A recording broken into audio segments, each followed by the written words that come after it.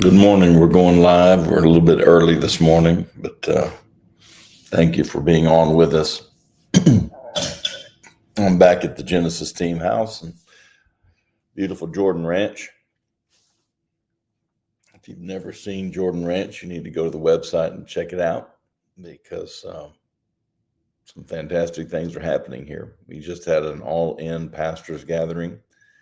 Many people were invited and some showed up. We had about 20 pastors show up this time, and man, it was probably our best one. So if you haven't seen the website, jordanranch.org, you need to catch that and check us out because it's 5-star and the men loved it. The chef was great. The lake was awesome. Just a great time of teaching and bonding as pastors. And the next one is in December.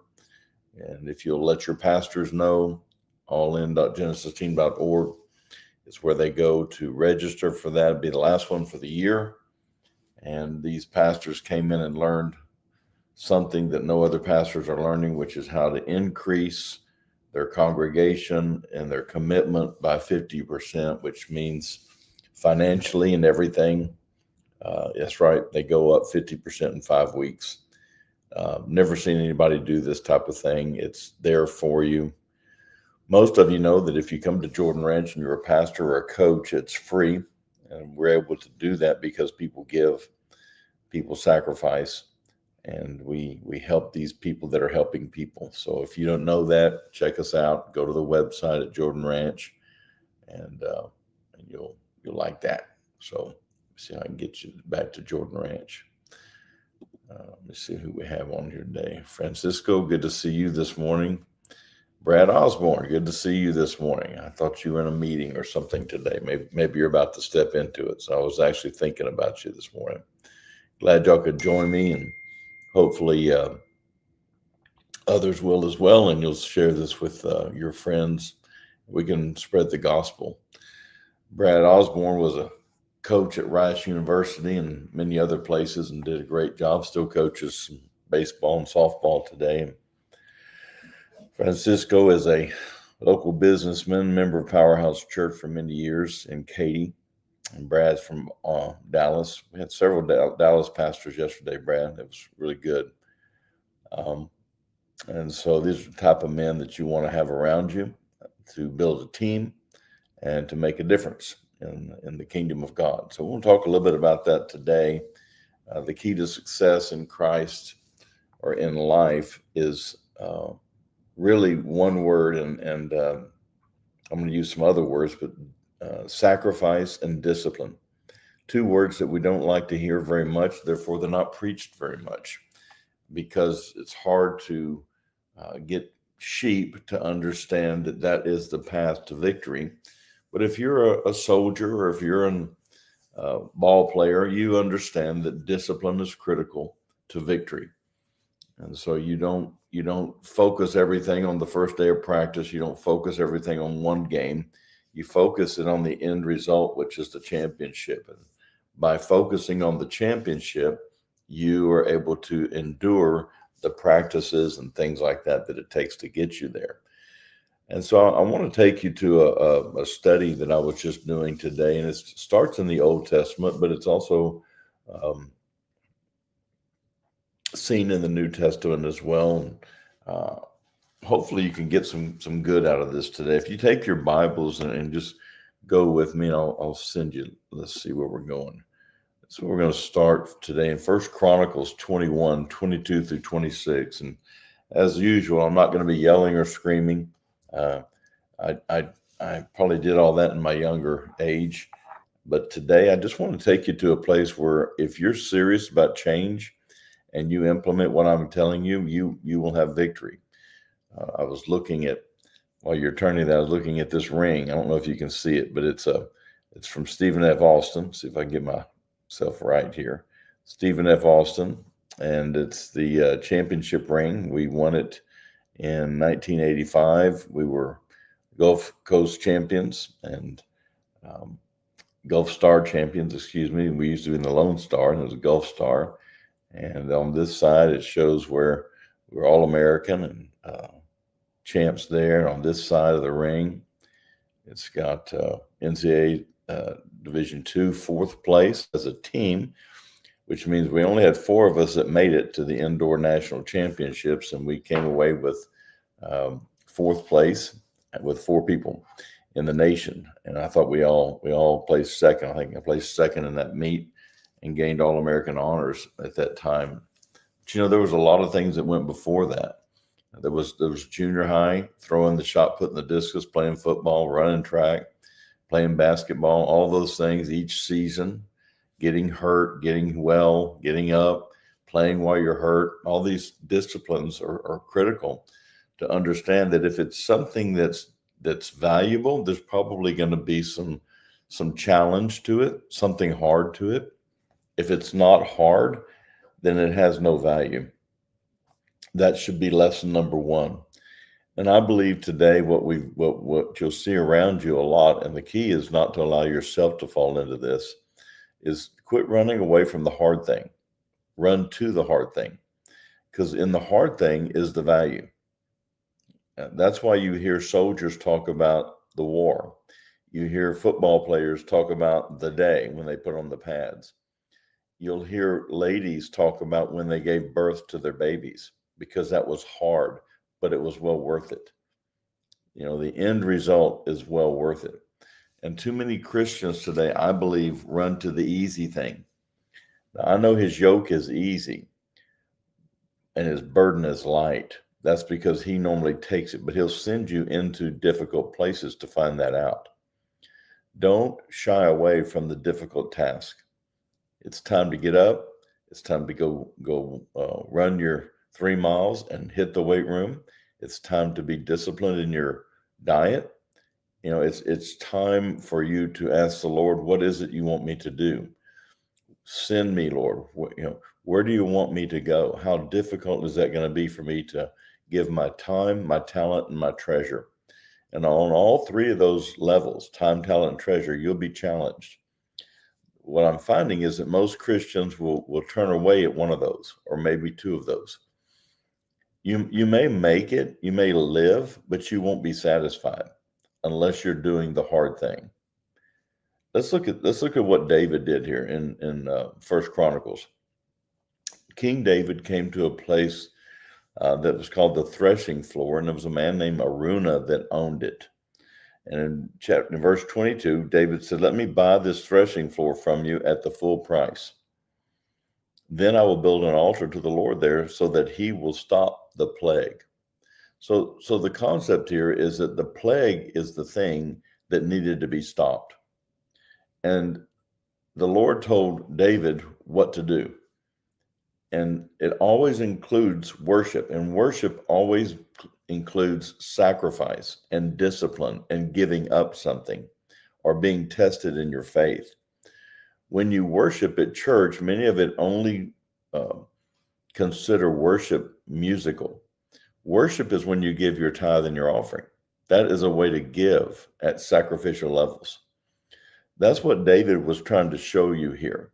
He said, "Let me buy this threshing floor from you," to Araunah. And then Araunah said, "No, take it, my lord and king, and use it as you wish." In other words, Araunah said, "No, I want to work. I want to sacrifice." And David said, "No, I want to sacrifice." It's kind of like me and my dad at when we go out to eat. We're both fighting over paying the bill. Well, that's a good thing for both of them, because you both realize that it's in the hard thing where the value is.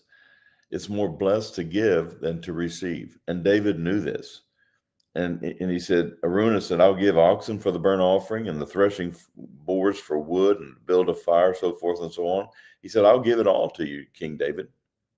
But David said, "No, I insist on buying it for the full price. I will not take what is yours and give it to the Lord. I will not present burnt offerings that have cost me nothing. I will not present offerings that cost me nothing." David took the hard way. David said, "I'm in it to win it. I'm all in to the Lord. And when I give something, I want to give it till it hurts. That's what he's saying. So David gave him 600 pieces of gold in payment for the threshing floor. David then went and built an altar there to the Lord, and he sacrificed burnt offerings and peace offerings. So not only did David buy it and give up his 600 pieces of gold, but he proceeded to give up choice animals after he built an altar. So he paid to build an altar, and he paid to bring the animals, and he sacrificed them to the Lord. And when David prayed, the Lord answered him by sending fire from heaven to burn up the offerings at the altar. So he knew that the Lord was pleased. And a supernatural happening happened in that God sent fire from heaven, boom, and he burned it up. David didn't light the fire. God sent it. The fire came from heaven to earth, not from earth to heaven. And it consumed the altar. How many of you would like to have a supernatural miracle happen in your life? Could it be that you need to begin to change the way you think? You've heard the term that if you don't have any pain, then there's no gain. Many times we avoid the pain so we can get the natural gain, and we don't get it. Or if we get it, it's hollow. David said, I'll not offer something that doesn't cost me something. An offering is no good if it doesn't hurt some. What is it that you could do today that would test you, that would try you, that would let you know you're in the battle? You know, one of the things I love about my dad is he's 88 years old, and he still wants to mow the yard, and he still wants to take care of the RV. And every day he's getting up to what you might call tinker, but at 88, it hurts. It hurts to get up.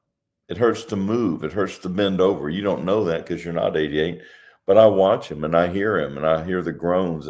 But you know what? He fights through it, and he enjoys cooking, and he enjoys cutting the grass, and he enjoys tinkering on change. He changes his own tire at 88. He pulls his own RV. It's amazing the things that he does, because those are challenges that he chooses to go into. Those are his battles today. But back in the day, when he was in high school and college, he was an All-American football player. And he was very small. He was not even 6 foot tall. And he played Division I at Baylor. And like I said, accomplished great things, and was highly respected by his teammates. They voted him captain at 5'11" as an offensive and defensive guard, defensive linebacker. Amazing stories that he brings to the table and has my whole life that make me understand that if it's not difficult, it's probably not valuable. And I want to challenge you today. This is not just about some nice little Bible story. This is about, what do you do? How can you be like David? How can you be like my dad? How can you be like people who've done great things? Charlie Kirk did a great thing. He was pressing in. You know why he was so well thought of and well known? He would go to the college campuses back when nobody wanted to hear him. See, you don't hear about that. All you see is the big crowds.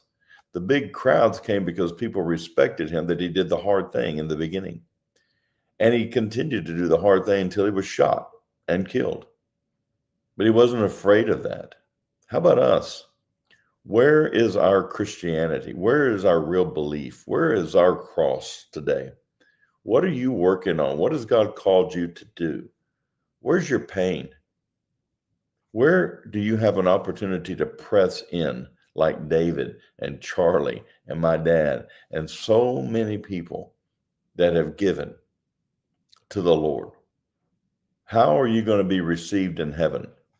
Well, you made it. You barely slid in. Come on in. Or what about being celebrated as that martyr? And it doesn't mean you have to have your head cut off to be a martyr, but I mean, that is obviously one way. Nobody goes out to intentionally do that. But when you lay down your finances, you're laying down your life. I know one gentleman that's very close to me that gives over 50% of his income, of their income, of his family's income, to the Lord every month. 50%. What does that look like for you? What type of sacrifice are you giving every month to make sure people are saved? Exchanging temporary natural values, money, for eternal values, souls. See, that's where the stuff gets hard. And you start giving up things so that God can be glorified. One of the things I found out about this story in First Chronicles is that the mountain that they were on is the same mountain where Abraham took Isaac. And he took Isaac up the hill to sacrifice. So he was going to do a hard thing because God told him to sacrifice his son, his one and only son. Good to see you, Aaron and Michael Campbell, Elias Alcantar. Good to have you all on the program today. Thank you for being here. So we have another example in the same place. And then we all understand that God met him there and he stopped his hand from sacrificing his son, but he was ready and willing and able to do that. And that's why Abraham was called the father of faith. See, all these men, they don't get in the Bible because they did not try the hard thing. They were heroes of faith because they approached the giant in their life, whatever that looked like. And so my message to you today on the clock is, what are you doing with the time you have left to test yourself, to discipline yourself? Even Paul said, I love this in 1 Corinthians 9:7. Put that up there for you guys who are Bible readers. Let's see. Where is it? I thought I had that. Let's see. That was 1 Corinthians 9:27. He said, I discipline my body like an athlete, training it to do what it should. I discipline my body like an athlete, training it to do what it should. These are concepts of New and Old Testament alike. They're concepts of Christ. He said, if there's any way that you can take this cup from me, Father, but nevertheless, thy will be done, not mine. And he crawled up on the cross and he died for you and me. Everything we see that has valor to it, that is noble, has a level of sacrifice. How about you? When was the last time that you sacrificed? Do you know? I think it's critical that we sacrifice. If you go to genesisteam.org, you can actually begin to fund and sacrifice ministry that's going on in Peru and Sri Lanka and Texas. The plague that we see today, it's interesting that David called it a plague, is fatherlessness. Well, what do you think what we do here at Jordan Ranch? We're constantly for 17 years defeating the plague and reversing the curse of fatherlessness. Let me put this up here. So you can go to genesisteam.org and you can see that. You can actually see how to be involved with what we're doing out here. You say, I don't know how to give. I've never done that before. Well, I think it's important that you find a way to give. This ranch, each one of the bedrooms has a name of a family on them, for example. And when we were building this, we were casting the vision. There were 22 families that said, yes, I want to sacrifice. And they gave $30,000 a piece, which put their name on that room. And it's helped us to build the facilities. It gave us seed money to get started with. It didn't finish the whole thing, but it gave us money to get started with. Well, when I have those pastors up here like yesterday, and I tell them the room you're sleeping in was bought with great sacrifice. There were so many things people gave their finances for, things that had saved up. But man, they asked the question, they said, Lord, Pastor, how do I get involved with something that's worth my sacrifice? I want something that makes me know I've done something good. And I really think that's where the world is coming back to right now. And I think it's been proven by all the people who have stepped up to the plate since Charlie was shot. and they're saying, I want a real God with a real relationship, and I want to challenge me. I don't want it to be some AI thing. I don't want to just be challenged online. I want to go and I want to help the poor. I want to feed the hungry. How about you? When you partner with us at Genesis Team, uh, we do all those things, and you can come with us, and we'll let you know when our missions trips are. Pastor Robert goes on trips all the time. He welcomes people to go with him. I go. The whole team goes. Manhood University, that's for you. Jordan Ranch, all these are things that we're touching millions of lives. And you may be sitting there going, I didn't realize I could be a part of that. No, we want you to be a part of that. And I want you to have the heart of a David, where he will, you'll ask that question. Wait a minute, I'm taking care of this. I want to be a part of this. I want to do something. And that way, whenever you finance something, it goes right into, for example, the children in Peru. Jose is touching 8,000 a week or more by now. 8,000 kids a week. Where are you in that? Would you like to be a part of that? Would you like to go? Because they do missions trips all the time. I think that would be a valiant effort for you. I think it's important that we recognize how to pursue Christ in hard places. How to pursue Christ in hard places. And you begin to look for those things. Don't run away. When it's time to get up and go run, go run. Put your shoes on. That's what I'm about to do. That's why I'm dressed like this. As soon as I'm finished here in a minute or so, I'm going to take off and get my 3 miles, go hit the gym. Why? It's discipline. Discipline is preparing me for that moment when the Lord says, buy that threshing floor. Go help this person. I was on a call last night with a man. First time I'd ever met him in India, a pastor. He has 55 churches.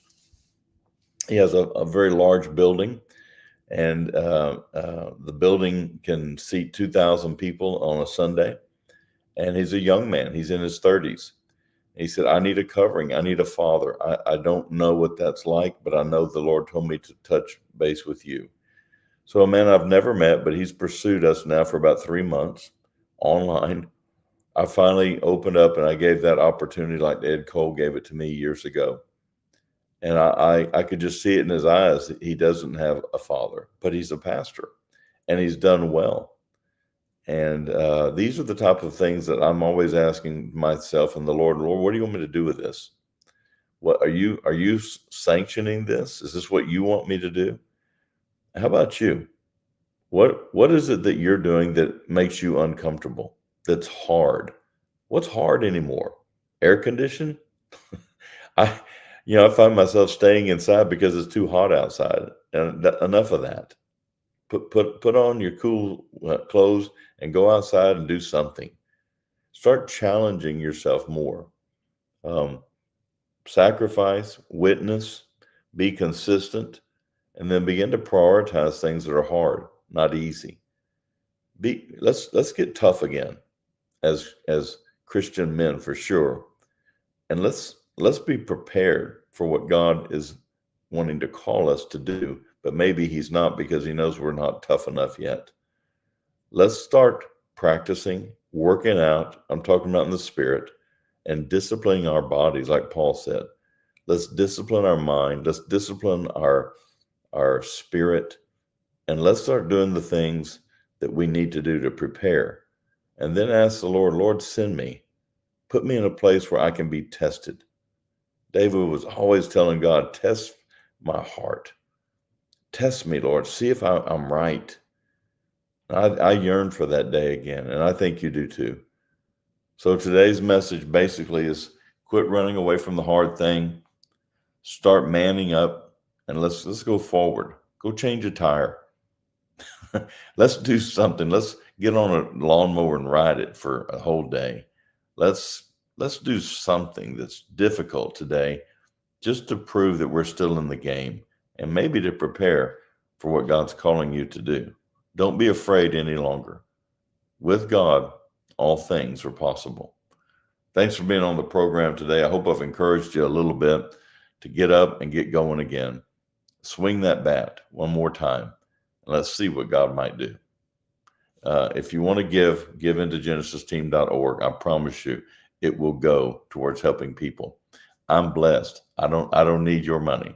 I just need to help more people, and I would love to take you with me in the form of finances. May the Lord richly bless you. Thank you for watching today. Have a great week.